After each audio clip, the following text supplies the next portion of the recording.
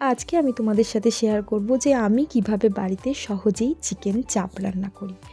এই রান্নাটার ক্ষেত্রে ম্যারিনেশনটাই একটা বড় অংশ, সেটা যদি করে রাখা যায় তাহলে কিন্তু এই রান্নাটা সহজেই হয়ে যায়।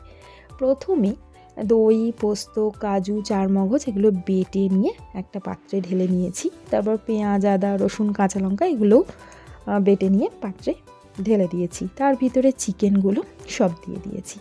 চিকেনগুলো দিয়ে দেওয়ার পরে আমার মনে হলো যে হলুদটা একটু হয়তো কম হয়েছে, তাই আরও একটু হলুদ গুঁড়ো অ্যাড করেছি এবং কাশ্মীরি লঙ্কার গুঁড়োও অ্যাড করেছি। তার ভিতরে খানিকটা ছাতু দিয়েছি। এইটা কিন্তু চিকেন চাপ রান্নায় দেওয়া হয়, সেই কারণে আমি একটু দিয়েছি। নিয়ে ভালোভাবে মিশিয়ে নিয়ে এইটা সারা রাত ফ্রিজারে রেখে দিয়েছি। এই রান্নাটার কিন্তু বেশিরভাগ এফর্টটাই এই জায়গাতেই লাগে। যদি ম্যারিনেশনটা আগের দিন করে রাখা যায়, পরের দিন কিন্তু রান্নাটা খুব সহজেই হয়ে যায়। ভালোভাবে মিশিয়ে এইভাবে সারা রাত ম্যারিনেট করলে চিকেনটাও খুব সফট হয়, রান্নাটা খুব ভালো হয় এবং সহজে হয়। পরের দিন ফ্রিজ থেকে চিকেনটা একটু বার করে রাখতে হবে, কারণ ডিফ্রস্ট হতে একটুখানি সময় লাগে। আর এদিকে দেখো বেশ কিছু মশলা নিয়েছি। দারচিনি, ছোটো এলাচ, বড় এলাচ, জিরে, মরিচ, লবঙ্গ, অল্প একটু জয়িত্রী আর অল্প একটু জায়ফল, তার সাথে তেজপাতা, শুকনো লঙ্কা, এগুলো সব ড্রাই রোস্ট করে নিয়েছি সুন্দর গন্ধ বার হওয়া পর্যন্ত। আর লঙ্কাগুলো আমি শেষের দিকে অ্যাড করেছি যাতে খুব বেশি ঝাঁঝ না হয়।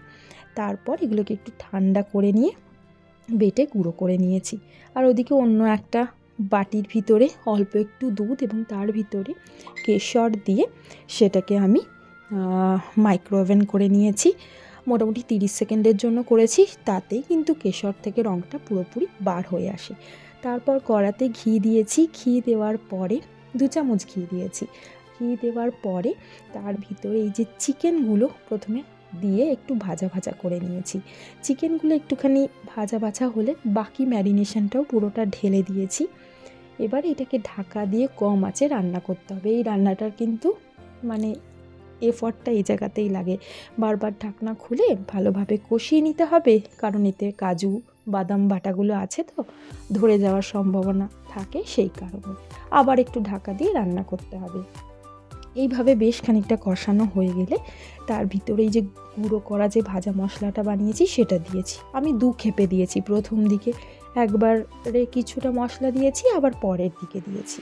তারপর যখন দেখলাম যে মশলা থেকে তেলটা পুরো বার হয়ে এসছে, তারপর আমি নুন দিয়েছি। নুন দিয়ে আরও খানিকটা কষিয়েছি।